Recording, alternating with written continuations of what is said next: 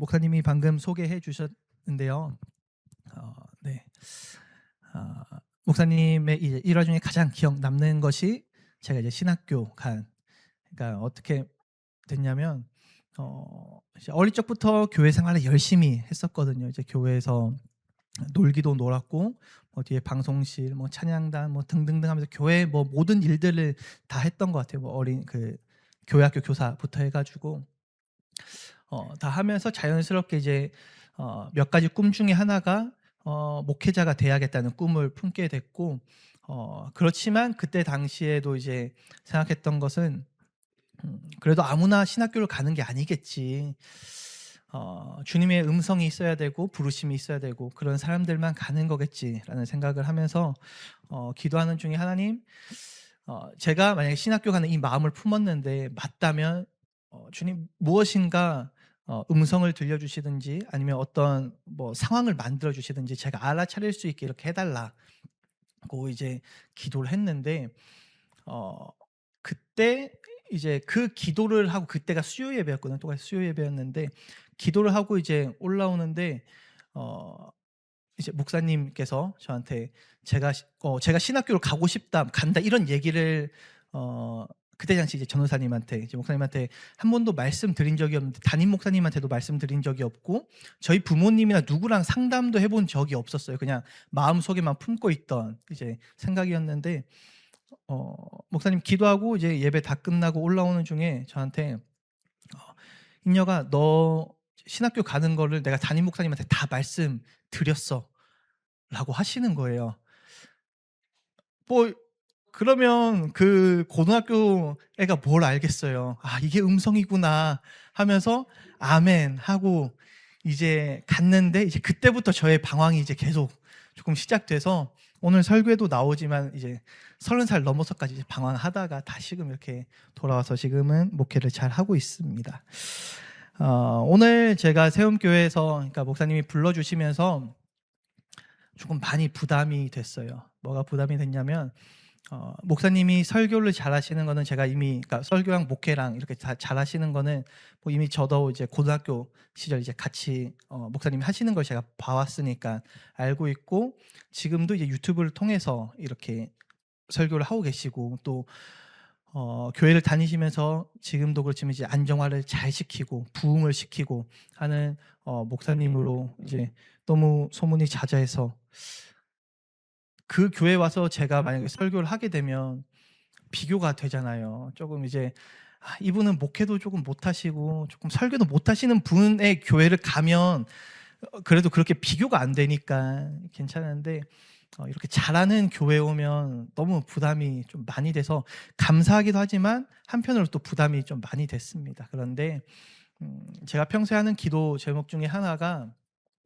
하나님, 제가 설교하면서, 목회자는 설교할 때 앞에 잘 서잖아요. 그러니까 설교하면서 제가 교만하지 않게 해주세요. 설교하면서 제가 아니라 하나님이 높아지고 제가 낮아지게 해주세요 라는 이제 기도 제목을 평소에 하는데, 그렇게 생각을 하니까 좀 마음이 놓이더라고요. 왜냐하면 비교를 당해서 저 전도사님 역시 설교를 조금 못하시네 뭐 하더라도, 이 말씀은 하나님 말씀이니까 말씀은 우리 성도님들의 마음속에 기억 남겠지라는 생각을 하니까, 그렇죠, 오히려 설교를 못하면 그게 더 뭐 나는 낮아지고 하나님이 높아졌던 은혜의 자리겠다라는 생각을 하면서 조금 뭐 부담감은 덜었지만 그래도 여전히 부담이 조금 되는 자리인 것 같습니다. 오늘 말씀을 준비하면서 이런 부담을 느끼는 저의 모습처럼 교회를 다니고 직장 생활에 이제 생활을 하면서 느꼈던 이제 마음을 조금 되돌아보니까 이런 생각들이 있는 것 같아요. 나는 왜 이 정도밖에 못할까? 나는 왜 이렇게 부족할까? 나는 왜 이것밖에 되지 않지? 이게 굉장히 성공의 궤도를 달리고 있는 분들이라면 이런 생각을 잘 안 할 거예요. 그런 분들은 너무 당연하게 역시 내가 하는 선택은 맞았어, 내가 가는 길은 역시 옳았어, 다들 나를 따라와야 돼 라고 생각하는데, 저의 인생이 그렇게 순탄치만은 않다 보니까 평소에 하는 생각이 이런 생각을 자주 하는 것 같아요. 이제 나는 왜 이거밖에 안 될까? 근데 신앙생활을 하면서도 다를까요? 어 아까 목사님이랑 낮에 대화를 하면서 세움교회는 그렇지 않다라고 이제 제가 들었는데, 일반 교회를 가면 설교를 듣다 보면 죄인이라는, 내가 죄라는 그런 이야기를 자주 듣습니다. 그래서 나는 죄인이야, 나는 부족하고, 나는 형편없고, 나는 하나님 앞에 설 수 없는 존재라는 이야기를 참 많이 들어요. 물론 이 말이 완전히 틀린 이야기는 아닙니다. 우리는 하나님 앞에서 여전히 죄인이죠. 그리고 은혜 없이 살 수 없는 존재인 것도 맞습니다. 우리는 스스로 의롭다 할 수 있는 그 어떤 것 아무것도 가지고 있는, 그러니까 가질 수 없는 그런 존재가 또 맞아요. 그런데 이 고백의 문제는 뭐냐면, 이게 계속 내 마음속에 되뇌이고 되뇌이다 보면 어느 순간 내가 정말 그런 존재처럼 낮아지게 된다는 거예요.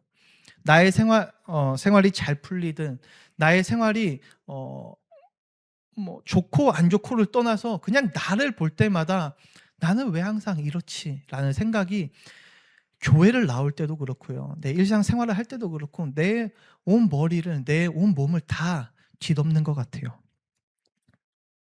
그래서 우리는 하나님 앞에 나올 때도 늘 하나님은 나를 꾸짖는 존재라고 생각될 때가 많습니다.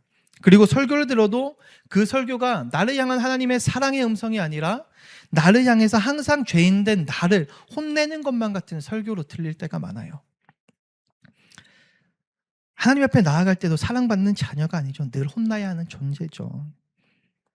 그런데 이걸 성경을 천천히 읽다 보면 하나님은 우리를 향해서 너는 죄인이라고 낙인 찍으면서 우리를 부르시지 않습니다. 하나님은 우리를 향해서 너는 죄인이야, 너는 탄생부터 그 죽음에 이르기까지 너는 평생 죄인이라는 낙인 속에 너는 평생 살아야 돼, 그렇게 하나님은 말씀하시지 않고 먼저 우리에게 사랑의 언어로, 관계의 언어로, 우리를 하나님의 그 언약의 언어로 우리를 먼저 불러주십니다. 오늘 본문 2장 10절이 바로 그 언어이죠. 나의 사랑, 내 어여쁜 자야, 일어나 함께 가자. 이 말씀이 얼마나 놀랍냐면요, 이 말씀이 죄를 아무것도 모르는 사람을 향해서 정말 의롭고 정말 사랑스럽고 정말 너무 이쁨 받아 마땅한 존재에게 하는 그런 말씀이 아니라, 지치고 수고하고 게을리고 무엇을 해도 잘 풀리지 않고 숨고 싶어하는 그런 존재를 향해서, 그런 사람을 향해서 하나님은 오늘 나의 사랑, 나의 어여쁜 자야, 일어나 함께 가자라고 말씀해 주십니다. 오늘 저는 이 말씀을 통해서 하나님이 우리를 어떻게 보고 계시는지, 또 그 사랑이 어디까지 가는지, 그리고 그 사랑이 오늘날 우리에게 어떠한 언어로 들리는지 한번 살펴보고자 합니다. 하나님은 먼저 우리를 어떻게 바라보실까 하니, 하나님은 우리를 사랑의 대상으로 바라보신다고 합니다. 본문 10절 말씀 우리 다 같이 한번 같이 읽어볼까요? 시작.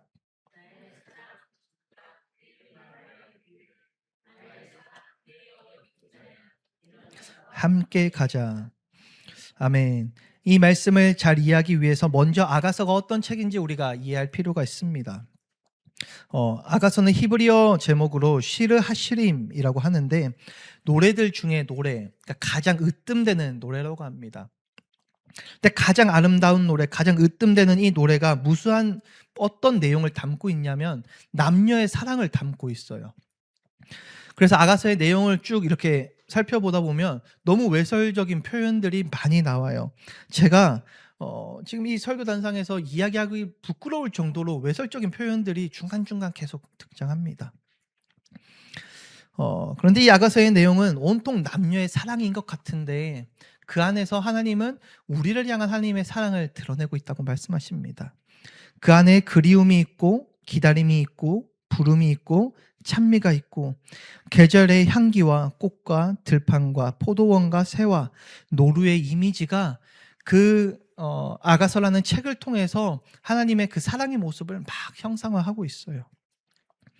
그래서 유대인들은 이 책을 읽으면서 하나님과 이스라엘 백성 사이의 사랑의 이야기다라고 이해했고, 교회는 그리스도와 교회의 사랑의 이야기로 이해했습니다. 그리고 오늘날 우리의 개인적으로는 하나님과 성도된 나와의 사랑의 이야기로 오늘의 책은 읽힙니다. 즉 아가서는 일반 이제 우리가 읽는 교리서처럼 이렇게 딱딱한 책이 아니라 그 내용을 보면 외설적이라고 아까 표현한 것처럼 외설적이기도 하고 어떤 내용은 뒤죽박죽 돼 있기도 해요. 그리고 노래라는 시, 노래이다 보니까 어떤 곳은 여성분이 어떤 곳은 남성분이 하다가 이제 남성이 부를 차례야 하지도 않은데 갑자기 남성의 언어로 들릴 때가 있고 여성의 언어로 들릴 때가 있고 또 어떤 부분은 합창의 언어로 이제 들릴 때가 있어요. 그래서 그냥 읽으면 이게 도대체 무슨 이야기, 그러니까 전체적으로 그냥 읽으면 '아 사랑의 이야기구나.' 이해가 되는데 그저 이걸 정말 이제 심도 있게 읽으려고 하면 잘 이렇게 구분이 안 돼요. 그런데 오늘 말씀을 준비하면서 제가 그 가피아 성경이라고 이제 아시는 분은 아실 거예요. 이제 가피플에서 이제 성경 읽을 수 있는 그런 사이트가 있는데 거기서 보니까 거기는 친절하게 그 여성들이 그러니까 여성의 언어로 이제 표현되는 그 부분에 앞에 가로에서 여성 그리고 남성, 합창 이렇게 딱 표시는 돼 있더라고요. 그래서 그걸 봐야 겨우 이해할 정도로 이제 조금 논리적이지 않은 책이 아가서입니다. 그런데 오늘의 말씀을 우리 짧게 다뤘지만 이 말씀을 통해서 우리가 알아야 되는 것은 좀 말도 안 되는 '왜 이런 얘기를 했지?'가 아니라 하나님이 나를 여전히 사랑하고 계시구나. 오늘의 이 언어를 통해서 오늘의 이 표현을 통해서 오늘 우리가 상상되는 그 이미지를 통해서 나에게 나를 얼마나 사랑하고 계시는지 말씀하고 계시구나라는 것을 우리가 조금 이해할 필요가 있습니다. 그리고 술람미 여인에 대해서도 우리가 알고 있어야 이 아가서 내용을 좀 이해할 수가 있는데요. 술람미 여인의 모습을 보면 우리가 아는 그러니까 궁중 속 그러니까 아름다운 여인의 모습, 일반적인 그런 모습은 아니었어요. 아가서 1장 5절과 6절을 보면 예루살렘 여자들아 내가 비록 검으나 아름다우니 내 어머니의 아들들이 나에게 노하여 나를 포도원 지기로 삼았음이라. 이 말씀을 보면 이 여인이 자신을 어떠한 존재로 이해하고 있는지가 잘 드러납니다.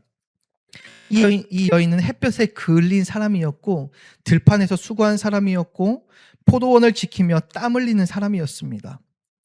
그리고 보면 자신의 처지를 그렇게 잘 이해하고 있는 것을 보면 항상 자신을 남과 좀 비교하면서 살아왔던 여인인 것 같아요. 내가 이렇게 그을리지만 내가 이렇게 잘났어라는 모습보다는 나는 그을린 사람이에요. 나는 수고하는 사람이에요. 나는 미움받는 존재예요. 라고 하면서 늘 남들과 비교하며 나는 낮은 존재라고 이렇게 스스로 생각했던 여인인 것 같아요. 그런데 오늘 말씀은 바로 그 여인을 향해서 사랑하는 자가 이렇게 이야기합니다. 나의 사랑, 나의 어여쁜 자야. 하나님은 우리를 향해서 세상의 기준으로 말씀하신 것이 아니라 먼저 사랑의 언어로, 관계의 언어로 불러주십니다. 내가 어여뻐서, 내가 사랑받을 만한 존재여서, 내가 무엇인가를 잘해서 하나님 앞에 나설 수 있는 존재여서가 아니라 그저 하나님은 우리를 향해서 먼저 나의 사랑, 나의 어여쁜 자야 라고 불러주십니다. 하나님은 우리를 향해서 그 사랑의 언어로 불러주시고 그리고 그 사랑의 언어로 불러주신 그 이유가 바로 너와 관계 맺기 원한다는 그 사실을 알려주기 위함입니다. 너는 내게 참 소중한 존재야. 너는 내 눈에 너무 아름다워. 나는 너를 너무 기쁘게 본단다. 나는 너와 함께하고 싶고 나는 항상 너를 사랑하고 있었어 라고 표현을 하고 계시는 거예요. 이걸로 조금 더 우리가 좀 이해하기 위해서 이제 TV 프로그램 중에 나는 솔로라는 프로그램이 있어요. 이 프로그램 뭐 대부분 안 보시나요? 뭐 이제 잘 모르시는 것 같은데 제가 조금 설명드리면 이제 남녀 이제 뭐 결혼했다가 이제 이혼한 뭐 남녀가 나오기도 하고요. 아니면 미혼인 남녀가 나오기도 해서 그 안에서 이제 커플을 맺고 이제 나중에 이제 실질적으로 나와서 그 프로그램에 나와서 결혼한 커플까지 있을 정도로 그렇게 그러니까 사랑의 그 연애 프로그램입니다.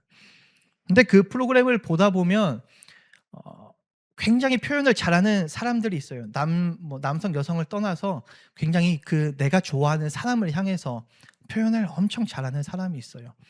그런데 굉장히 답답한 사람들이 있어요. 어떤 사람이냐면 예전에 그 모태솔로, 그러니까 한 번도 연애하지 못했던 사람들이 나왔던 이제 그 기수가, 이제 기수 뭐 1기, 2기, 3기 뭐 하면서 기수제를 하는데, 기수가 있었는데 저희 제가 다니는 이제 포항 공대거든요. 뭐 그 포항 공대에 나온 사람도 있고요. 뭐 하여튼 엄청 막 내노라 똑똑한 서울대 나온 사람도 있고 하는데, 그 사람이 본인이 한 그 공부 앞에서는 똑똑할 수가 있는데, 이 사랑의 언어 앞에서, 그러니까 내가 좋아하는 여성, 내가 좋아하는 남성 앞에서 올바른 표현을 해야 되는데, 나는 마음을 그 사람을 좋아하고 있는데 실제로 내 언어는 너, 그러니까 관심이 있으니까 보겠죠. 그런데 보는데, 너 오늘 좀 세수를 안 한 것 같아. 왜 이렇게 좀 꾀죄죄하게 나왔어? 라고 그런 식으로 표현을 하는 거예요. 만약 하나님이 이 술람미 여인을 향해서 정말로 너는 정말 걸린 사람이구나, 너는 내가 보니까 정말 낮부터 저녁까지 계속 수고했던 그런 얼굴이야, 땀을 삐질삐질 흘리는 그 모습이 정말 아름답지는 않은데 내가 관심은 있어 라고 표현했으면, 그게 사랑의 언어일까요? 관계의 언어일까요? 무슨 언어일까요? 그게 하나님의 마음이 있더라도 그 언어 표현을 인해서 이미 우리는 하나님과의 그 관계가 단절이 됐겠죠. 그래서 하나님이 오늘 우리에게 나의 사랑, 나의 어여쁜 자야 라고 말씀하시는 것은, 우리에게 실제로 그렇게 사랑을 하고 계시고, 사랑하는 것을 넘어서 그 사랑을 우리와 관계를 통해서 계속 이어가고 싶다는 것을 나타내고 있는 것입니다. 이 이야기를 또 잘 나타내 주는 것이 아담과 하와의 이야기인데요. 창세기 3장을 떠올려 보면 아담과 하와가 죄를 짓죠. 그리고 그들은 숨었습니다.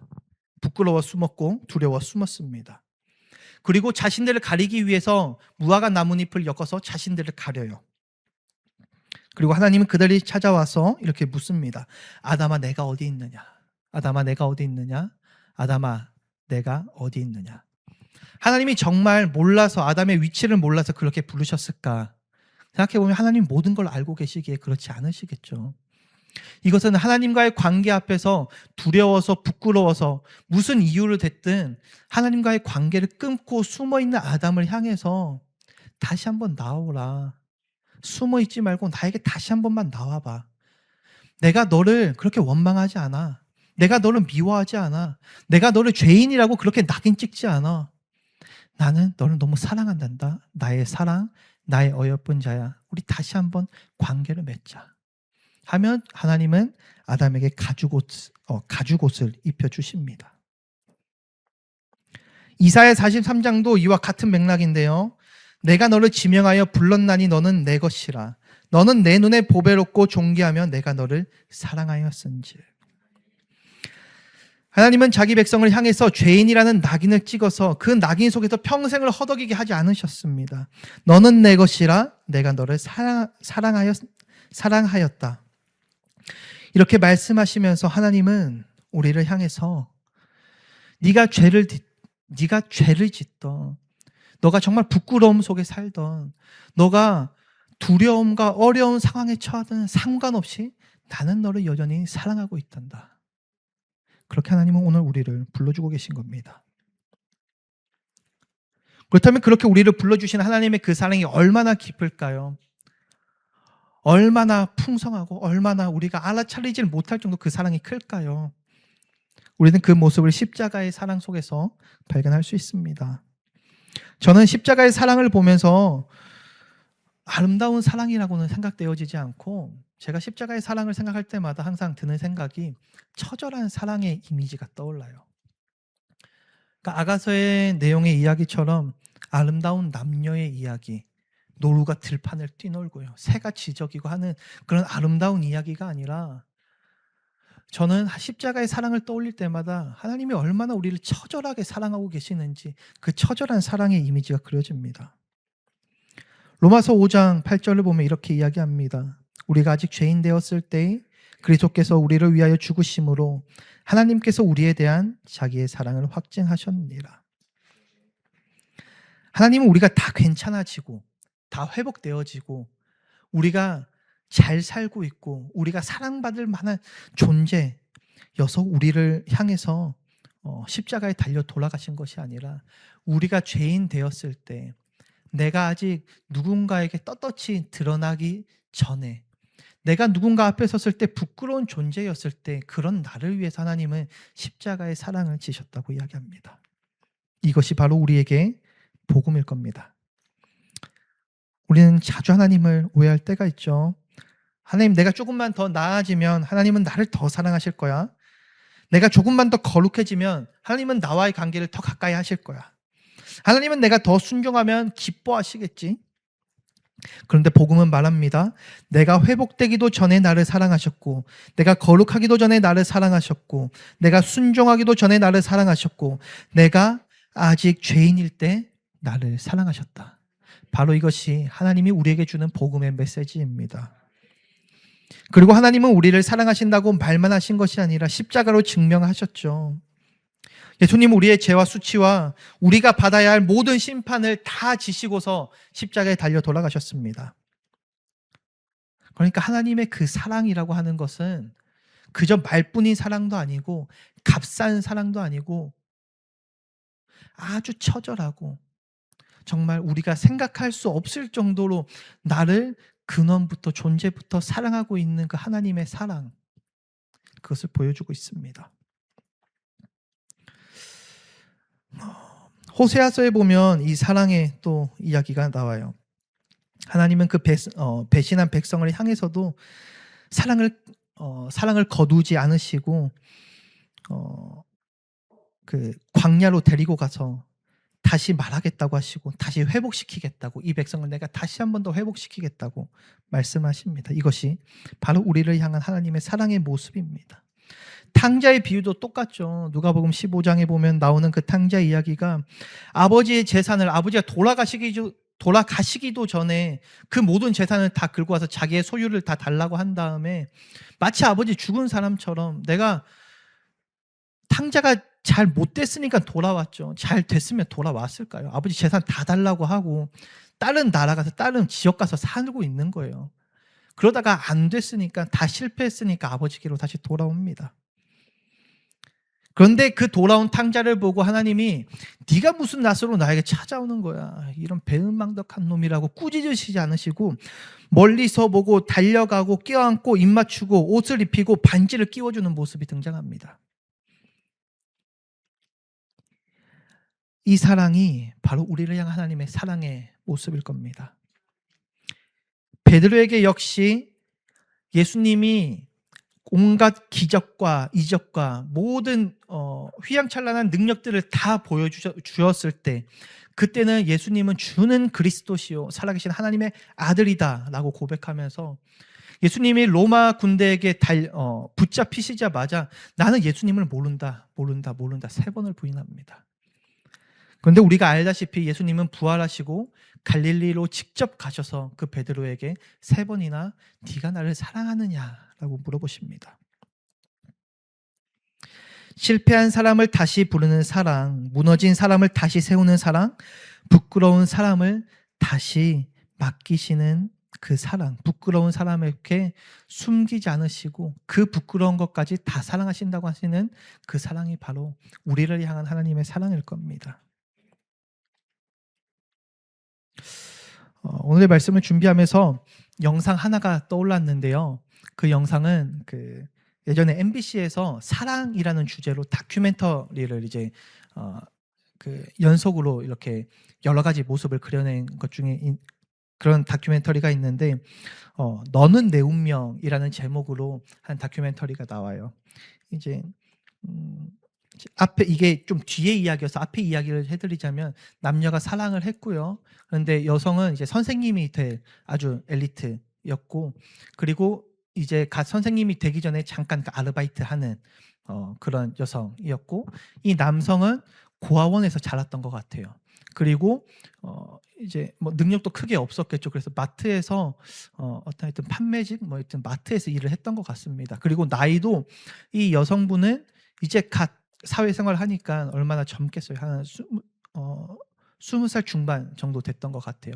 근데 이 남성은 그때, 그러니까 이 여성과 만날 때도 이미 노총각이라는 30살 넘었던 그런 남성의 모습이었는데, 이 둘이 사랑을 하다가 이 여자가 암에 걸립니다. 그리고 이 남성이 이제 간호하는 그 모습 이제를 보이는데, 일단 우리 영상을 보면서 조금 더 이야기를 이어가도록 하겠습니다.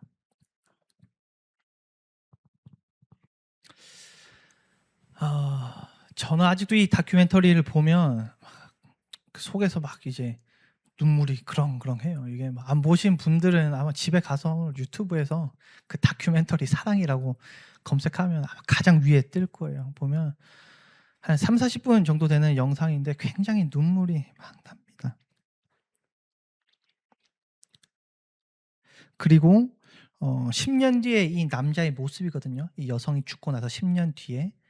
그 10년 뒤에 찾아온 그 PD가 아까 우리도 다 봤지만 이렇게 이야기합니다. "왜 계속 혼자 사냐고. 다른 여성분 만날 생각 안 하세요?" 하니까 이렇게 이야기해요.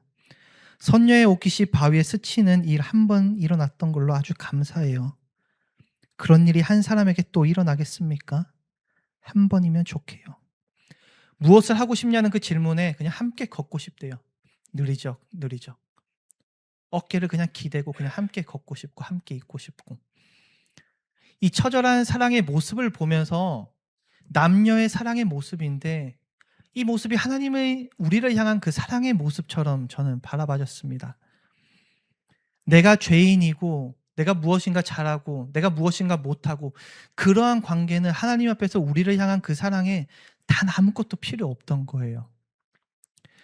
이 여기서는 잘 안 드러나 있는데 실제 그 긴 영상을 보면 여성분이 웃는데 이 잇몸에 그 막 피 같은 게 뭐 드러나 있고 암세포들이 막 다 이제 커져 가지고 이 이빨을 덮고 있어요. 그러니까 그냥 사람이 볼 땐 좀 흉측한 모습일 수도 있는데 이 남자에게는 그게 아무것도 상관이 없잖아요. 오히려 그 사람을 향해서 안고 뽀뽀하고, 그냥 이 남자에게 이 여성의 암이라는 존재는 아무런 장애물이 되지 않습니다. 그저 한 번 더 웃고 한 번 더 함께 걷고 한 번 더 어깨 그냥 맞춰 그냥 이렇게 있고 싶은 그 사람의 그 모습이 우리를 향한 하나님의 사랑의 모습인 것 같아요.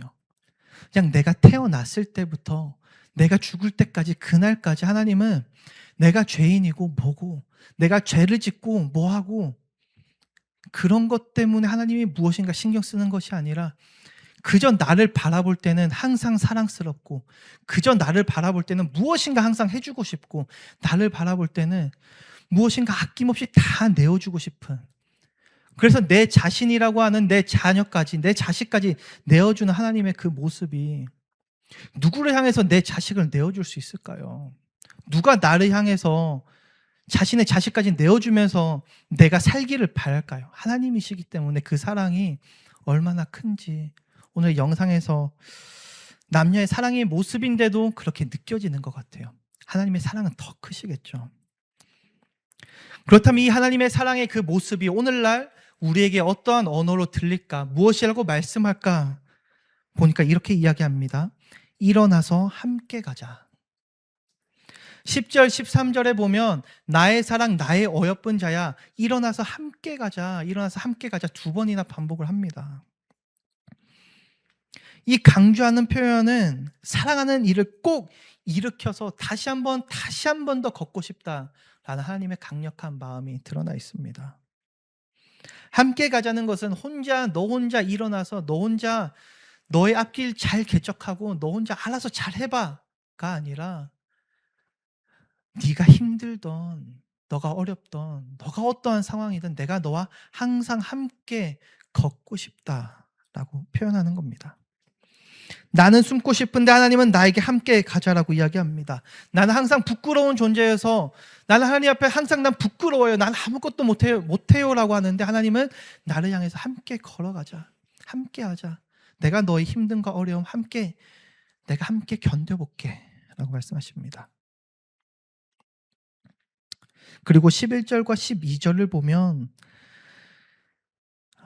그 사람, 그러니까 힘들고 어려워했던 그 사람의 변화를 계절의 변화로 이야기하고 있는데요.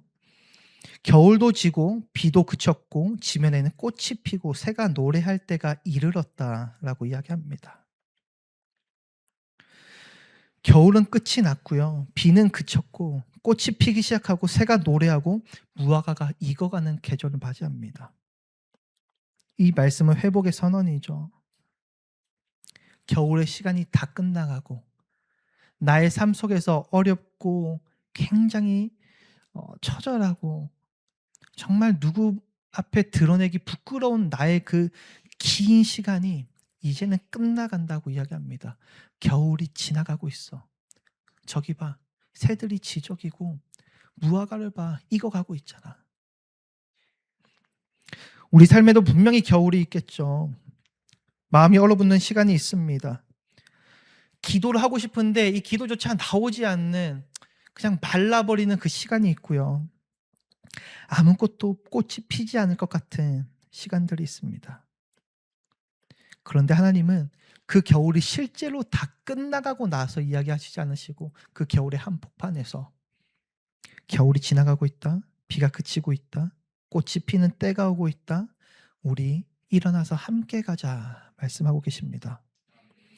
14절의 말씀을 보면 바위 틈 낭떠러지 은밀한 곳에 있는 나의 비둘기야 내가 내 얼굴을 보게 하랴 내 소리를 듣게 하랴. 아멘. 연약한 비둘기라는 존재가 바위 틈 은밀한 곳에서 낭떠러지라는 그 곳에서 숨어 있습니다. 나를 사랑하는 자가 나타났음에도 불구하고 계속 숨어 있는 거예요. 이 장면은 항상 하나님이 불러주시는데도 겨울만 나타나면, 그러니까 어려움만 나타나면, 힘듦만 나타나면, 무엇인가 내 삶에 풀리지 않는 것 같은 그 일만 나타나면 그게 언젠간 끝나겠지, 하나님이 해결해 주실 거야가 아니라 또 시작됐네. 도대체 이게 언제 끝나는 거야? 하나님, 또 이 어려움이 나를 찾아왔는데요. 내가 너무 지치네요. 숨어있는 우리의 모습 보는 것 같습니다. 그러한 숨어있는 사람들을 향해서 나를 향해서 하나님은 오늘 내 얼굴을 보게 하라 내 소리를 듣게 하라 라고 말씀하십니다. 아담이 숨어있을 때 하나님이 찾아오셨듯이 지금 숨어있는 그 술람미 여인, 지치고 힘들고 숨고 싶고 가족들이 다 자기를 미워해서 하루 종일 이제 일밖에 할 수 없었던 그 여인에게 찾아와서 사랑하는 자가 내 얼굴을 보게 하라 내 소리를 듣게 하라 말씀하고 있습니다. 그리고 15절에 이어서 이렇게 이야기합니다. 우리를 위하여 여우 곧 포도원을 허는 작은 여우를 잡으라 말씀하십니다.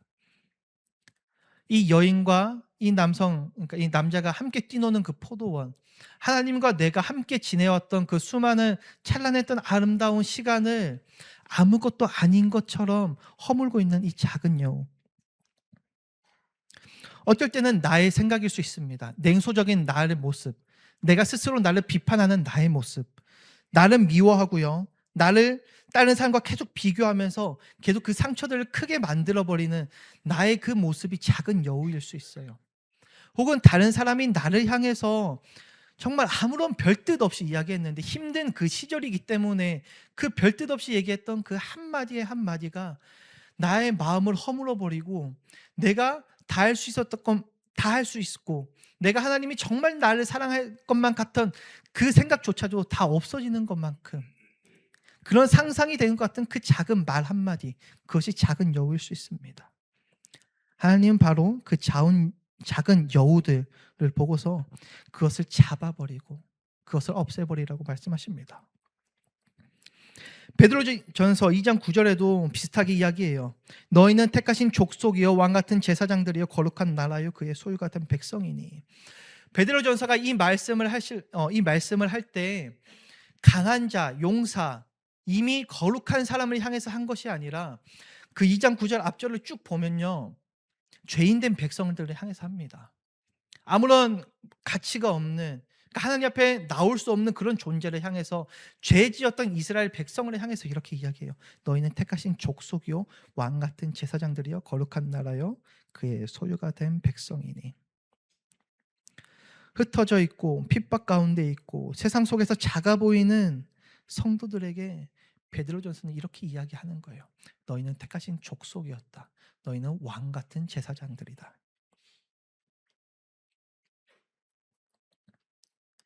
하나님은 우리를 향해서 감정만 따라서 부르지 않습니다.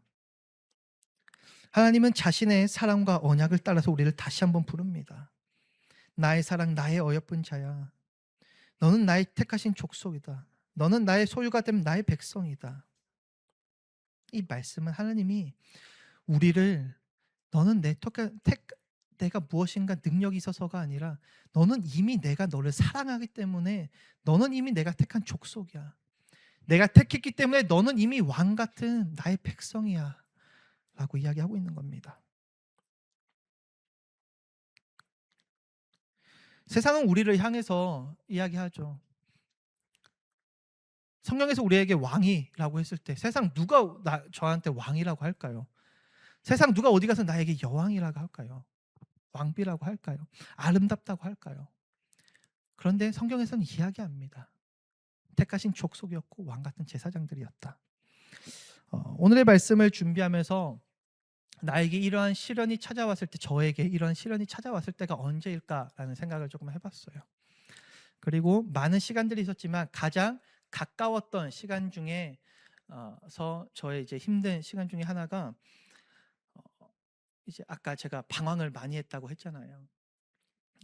이제 제가 30살 됐을 때 교회 사역을 이제 못 하겠다고 이제 제가 그만뒀어요.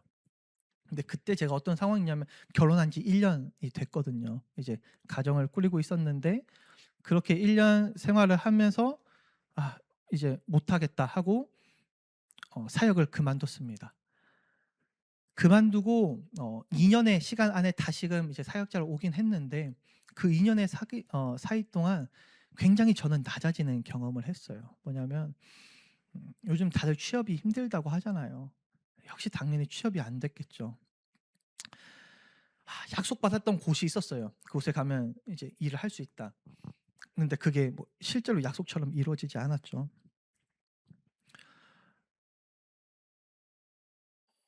그리고 나서 취직을 했는데 굉장히 이제 미래가 좀 전망이 밝아 보이는 곳에 또 취직을 했는데 그곳에서 권고사직을 받게 돼요. 제가 조금 조용히 있어야 되는데 여기 이게 좀 잘못된 것 같아요라고 막 이제 이야기하니까 권고사직을 또 받게 돼요. 정말 가고 싶었던 곳이었거든요. 제가 3-4번 거기를 떨어지다가 이제 겨우 붙어서 간 곳이었는데 근데 거기서 권고사직을 받습니다. 또 시간이 조금 지나고 나서 제 처가댁이 이천인데 취직을 위해서 이제 그 대전에서 안 되니까 이천까지 가게 돼요. 그래서 이천까지 가서 처가살이를 잠깐 하면서 이제 취직을 하는데 그 취직이 결국은 취업 사기였어요. 좋은 조건에서 이제 들어갔는데 알고 보니 거기 중간에 있던 사람이 하여튼 뭔가를 일단 돈을 다 가로채고 뭔가를 하려고 저희를 이제 뽑아놨던 상황이어서 그때 그 사장님과 다시 이렇게 뭔가 이야기했는데 실제로 제가 제안받았던 그런 이제 복지에 한참 못 미치는 수준이었죠. 그리고 투자로도 망합니다. 제가 이제 사역할 때는 지금도 그렇고 투자라는 걸 생각해 본 적이 없어요. 그냥 뭐 하루 벌어서 하루 살고 그 전도사 월급 받아서 뭐 먹고 살까요? 지금 또 개척을 하면서 거기서 무엇이 나올까요? 그런데 제가 이제 아까 목사님 잠깐 설명해 주신 것처럼 이제 장교 생활을 하면서 조금 모아뒀던 돈이 있었고 저희 아내도 이제 결혼하면서 모아뒀던 돈이 있을 거 아니에요. 이제 교회를 나오니까 현실이 바라봐지는 거예요. 그전까지는 미래가 하나님이 지켜준다고 생각을 했는데 교회를 나온 순간부터 이제 이거는 내가 감당해야 되고 내가 가정이 있으니까 내가 이 가정을 먹여 살려야 되고 나한테 책임이 다 있다. 그리고 실제로 제가 나왔잖아요. 못하겠다고. 그러니까 저한테 진짜 책임이 다 있는 거죠. 그러면서 당시에 이제 그때 코인이 엄청 붐이었거든요. 막 요즘에 코인. 지금은 이제 다 시들시들해졌는데 그 당시에 정말 저의 가장 친한 친구 중에 한 명이 이 코인을 해서 여러분 세종 아시죠? 막 엄청 핫했잖아요. 거기 집도 사고요. 코인을 해서 그 펜션을 하나 지어서 또 펜션까지 운영을 하고 또 하여튼 그 친구가 근데 그냥 운이 아니라 엄청 이제 공부를 하는 거예요. 거기서 몇 백만 원짜리 이제 그 돈을 지불을 하면서 이제 그 수업을 받고서 이제 엄청 공부를 하면서 저한테 나만 믿으라고. 너 내가 종목 다 얘기해 줄 테니까 뭐 근데 그전부터 저 사역할 때부터 계속 꼬셨거든요, 저를. 이제 이런 게 있다. 저 학교 다닐 때부터 걔가 코인을 했어 가지고 대학원 다닐 때도 걔가 신기한 그러니까 항상 거의 같이 다녔거든요. 이제 어 같이 이제 밥 먹고 할 때 제가 "신기한 거 보여줄게. 자 지금 이거 10,000원이지?" 했는데 진짜 밥 먹고 오잖아요. 그럼 몇만 원이 돼 있는 거예요. 밥값이 벌렸어요. 저는 돈 내고 있는데. 그걸 이제 생각도 하지 않고 있다가 이제 나오니까 사역을 나오니까 이제 그 친구 생각나서 연락하고 실제로 이제 그 친구도 대전에 지금도 저 대전에 있고 이제 같이 이제 만나면서 엄청 이제 만났죠. 취업도 안 되겠다. 할 수 있는 게 뭐 직장도 안 가잖아요. 가서 그 친구랑 계속 하면서 결국 제가 모아뒀던 돈, 저희 아내가 모아뒀던 돈, 그리고 그 당시에 이제 그 서민들을 향해서 서민들한테 뭐 300만 원 대출 이런 게 있었어요. 그럼 저도 300만 원 대출 받고 아내도 300만 원 대출 받고 또 거기서 눈이 그러니까 뒤집힌 거예요. 이게 안 벌렸던 게 아니라 벌렸어요. 그러니까 몇 배가 이제 막 벌리니까 눈이 뒤집히면서 그 저희 이제 전셋집이었는데 그 LH에서 나라에서 전세금을 대준 거 제 돈이 아니라 나라에서 돈을 대줬어요. 그런데 그 주인한테 이야기해서 주인은 뭐 LH 돈이든 제 돈이든 상관없잖아요. 그냥 그러니까 제가 얘기해서 이거 1억 얼마였거든요. 1억 2천인가 그 정도 되는 이제 전세금인데 제 돈도 아니면서 "이거 빼서 나 지금 잠깐 쓸 데 있다. 빼서 나 줘서 뭐 해라." 실제로 그 집주인이 알아봐 줬어요. 그 어떻게 뺄 수 있는 방법을 자기한테 인제. 근데 본인도 막 여기저기 이제 다 물려 있으니까 이제 못 뺐겠죠, 그 돈을. 그러니까 저한테 며칠 지나고 나서 제가 다 알아봤는데 이거 못 해줄 것 같다. 너무 미안하다."라고 하면서 결국 정말 다행히도 제 인생에 너무 가장 안 된 시절 중에 다행인 것 중에 하나인데 그 돈은 다행히 지금에서 지금 또 회복 못 했겠죠. 하여튼 뭐 그런 시절이 이제 다 지나가고 굉장히 낮아진 저희 앞에서 저희 아버지가 연락을 주셨어요. 저희 아버지가 항상 저를 믿어 주셨고 응원해 주셨고 그런 말씀을 한 번도 하지 않으셨는데 저를 향해서 "너 언제 정신 차리고 언제 그 직장 하나를 진득하게 오래 다녀야지. 언제까지 너 그러고 살 거냐 결혼을 했는데." 굉장히 오랫동안 통화하면서 저도 너무 억울한 거예요. 왜냐하면 제가 아버지 향해서 무엇인가 도와달라고 한 적이 없거든요.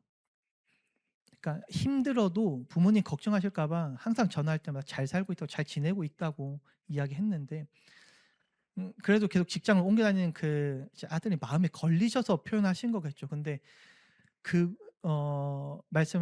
말씀하시는 아버지한테 제가 "아버지가 저한테 해준 게 뭐가 있고 내가 뭘 요구했고 뭘 내가 지금 힘든데 힘들다고 하지도 않았는데 왜 그냥 가만히만 계셔도 내가 그냥 힘든 거 내가 견디면서 살아가고 있는데 왜 이렇게 힘들게 하세요?" 막 뭐라고 했어요.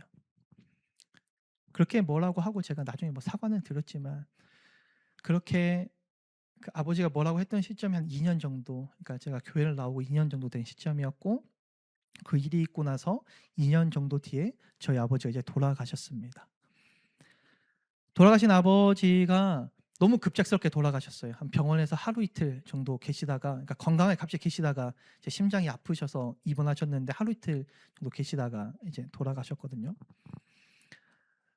돌아가시면서 제가 엄청 울었던 것 같아요. 왜 울었냐면 제가 아직 이루어낸 게 없잖아요. 아버지가 그러니까 교회에서 나오고 2년 뭐라고 한 이후에 또 2 년이라는 시간 그러니까 총 4 년이라는 시간이 흘렀는데 아무것도 이루어 놓은 게 아무것도 없는 거예요. "아버지 너무 죄송합니다." 울고 아버지 장례를 치르면서 기도할 순간들이 많이 있더라고요. 특히 사역자니까 어떤 순간 되면 다 저한테 이제 기도하라고 해요. 그때 제가 축도를 엄청 많이 했던 것 같아요. 원래 축도는 전도사가 못 하거든요. 목사 안수 받고 나서 목사님들이 할 수 있는 건데 제가 그때 막 축도를 했어요.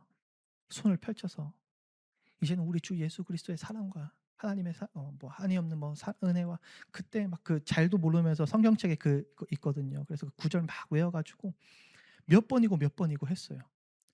그걸 한 이유가 그 당시에 저는 알았는데 저의 처절한 외침이었던 것 같아요. 내가 아무것도 할 수 없고 내가 진득하게 사역을 했으면 이미 목사 안수를 받았을 거예요. 아버지 가시는 그 길에 제가 정말 당당하게 축도를 했겠죠.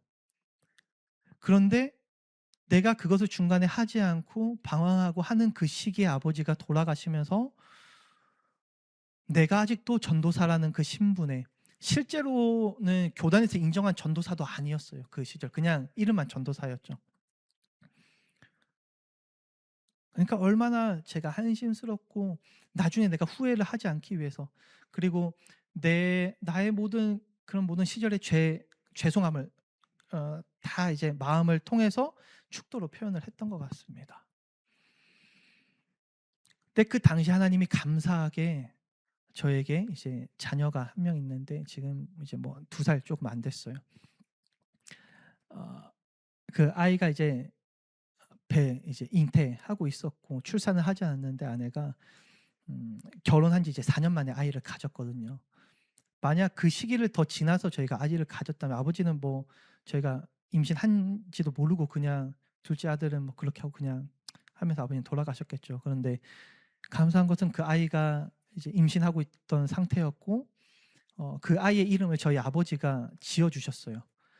아버지가 그 아이의 이름을 이제 "이렇게 해라." 이제 영은인데 "영은이라 해라."라고 하고 나서 한두 달, 2달 정도 있다가 이렇게 그렇게 돌아가신 거거든요.